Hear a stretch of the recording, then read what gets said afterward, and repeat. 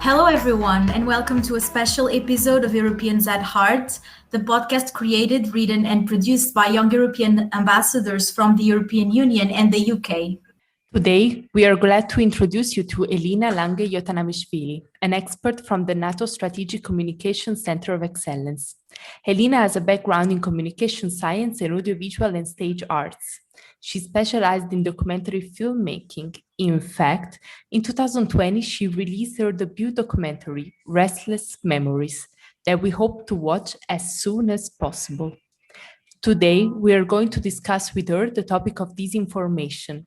We noted 4 questions, and we're excited to hear the answers. Let's get to it. So, let's start with the first question. What is disinformation, and why should we worry about it? So, disinformation is not a 21st century phenomena, but I think now it's more prevalent because of the modern technologies. Information can be spread instantly to wide audiences, and so can disinformation. And it goes very quickly beyond geographical borders. It is also quite difficult to verify these days truthful information, to cross-check information. Informers have a very clever way of creating an illusion that such information is actually confirmed in multiple sources. So they create these let's say fake websites who carry this disinformation, and when you try to Google it, what you see is that multiple sources apparently confirm whatever the disinformer is trying to tell you. And I think that social media networks such as Facebook and others have particularly contributed to this spread of disinformation, because psychologically social media networks act as real peer-to-peer networks. So it's based on personal connections, it's based on trust, and that's how most people link up on social media networks, meaning that we trust our friends, our family members, so we take for granted that what they are sharing is not intended to harm or mislead us, and we are less likely to doubt and to check. And I think that these days people are getting used to disinformation being out there, and they are becoming more wary than, let's say, 5 years ago. But now we have a new challenge, which is the so-called deepfakes, which mislead 2 of our most trusted senses. That's our vision and our hearing. And I think this type of disinformation is particularly dangerous because it is very, very believable. Disinformation is dangerous because usually it is structured in a way that it appeals to our existing fears, stereotypes, biases. So it talks to people in a very emotional way. And at the end of the day, what it does, it distorts our understanding of the world. Secondly, it breaks trust, not only between governments and people, or media and people, but also between the people themselves. And at the end of the day, what we have is a weak state, a weak democracy. And lastly, it very often has the ability to mobilize people for real life action. And this action can be harmful either for people themselves as individuals, or actually for the wider society. And I think COVID is one such example. Thank you. Yeah, definitely. This topic is definitely more important than ever, given the circumstances you just mentioned. So, according to the European Commission, and I'm quoting, the coronavirus pandemic has been accompanied by a massive wave of false and misleading information, attempts by foreign actors to influence domestic debates in the EU, breeding on the fertile ground of people's most basic anxieties and the rapidly changing news cycle. So how do you see this growth in the distribution of false information, and what can be the long-term consequences, in your opinion? I think that all crises, and COVID is one such crisis, bring along these waves of disinformation, because people are just scared, and they are looking for information. And in crisis, especially at the start, information is not always readily available. So with COVID, this is exactly what was happening, that the governments and the medics, they didn't know themselves what exactly it was, which made it even more worrying. And it gave the vacuum of information gave the disinformers extra opportunity to put their information in and do their bit. I think largely, not just in relation to COVID, but largely most common type of disinformation is health related, because that is also a very big business.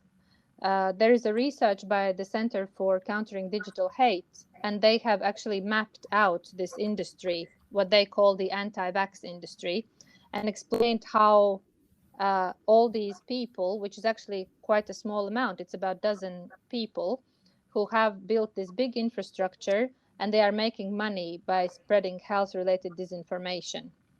And they're making money from people who believe them, who buy their services, who buy their products, their alternative cures. It is a very big business. And I think the other type that we encounter, which is also related to COVID, but not only, is for the purpose of political manipulation. So what we see is starting from power struggle within a country between politicians or other elites. For example, during COVID, you probably have noticed that in many countries, opposition politicians, especially if they represent what we would call populist parties, they have been very active to gain more voters by challenging government on absolutely everything, and actually encouraging at times these conspiracy theories. And then ending with foreign influence. And there, of course, Russia and China, as you pointed out, have been referred to most often in this regard. In terms of Russia and China, I think COVID crisis is just yet another opportunity for these countries to exert their influence. So if for Russia the aims are to destabilize, for example, then for China it is more about saving face and building up their good image following the initial problems that they had when the virus actually emerged from China. Now that we know a bit more about the problem, let's think about the solution. In 2015, the EU launched the EEAS ESTRACOM task force, and since then has developed an action plan, a code of practice, and an alert system to counter disinformation. Can you tell us something more about the work of the task force? The task force was primarily set up by the European Union in response to Russia's actions in Crimea, in Ukraine. And I think there was this general recognition that Russia has been investing a lot for a long period of time in building up what you might call their propaganda apparatus, which also includes disinformation. And on our side, there have been a lot of national efforts in some countries, but there was no joint EU response.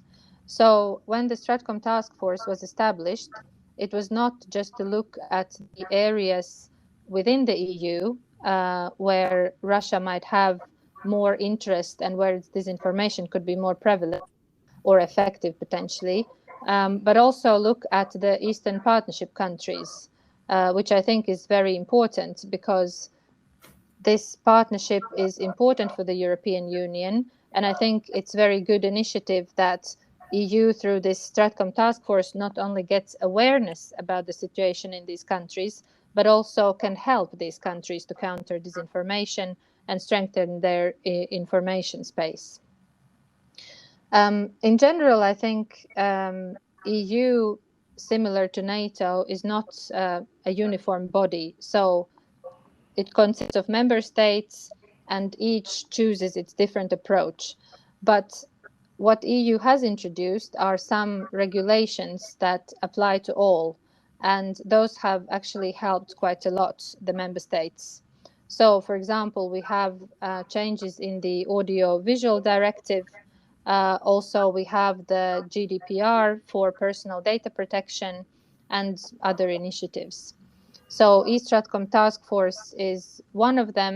I think that is probably the most visible effort for the Baltic states and also for the Eastern Partnership countries. Yes, thank you for letting us know a bit more about the work of the task force. So finally, one last quick question.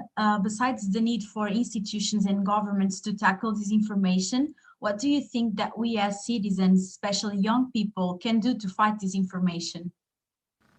I think the answer there is start with yourself.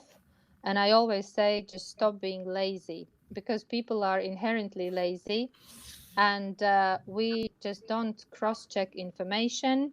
We don't bother reporting fakes when we see them on Facebook, for example.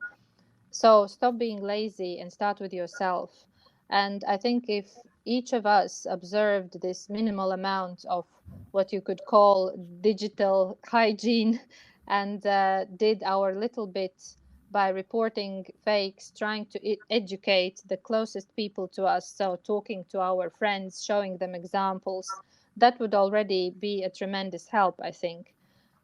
Research has shown that even those who believe in different disinformation stories, even for them, the most powerful means to at least open up to alternative view is through human stories, so personal stories. And I think in times of COVID, this is also what has worked most effectively. So there are plenty of people who still don't believe that COVID exists as a disease. But when they are confronted with it, when it touches their friends or their loved ones, then they start believing it. So I think this kind of approach is probably the very beginning, and we can move on from there. The government can do different things. You probably know examples of some countries where everything is perfect in terms of legislation, but there is problem with its implementation. And I think with disinformation, it's the same. The government can do what it can do, and European Union can also help to a certain extent. But at the end of the day, it's up to the people themselves. Thank you very much for your answers. It is so important to talk about this. Us too, as young European ambassadors, do our best to fight disinformation and educate ourselves and those around us, just like you just said. If you're interested in getting involved, and now I'm talking to our dear listeners, do not forget to check out our websites and social media channels. There are always new events and meetings that are open to everyone, and I promise you're not going to find any disinformation in there. Stay tuned for our new episode in 2 weeks, and don't forget to subscribe to the podcast and YouTube channel. Ciao, ciao. Adeus.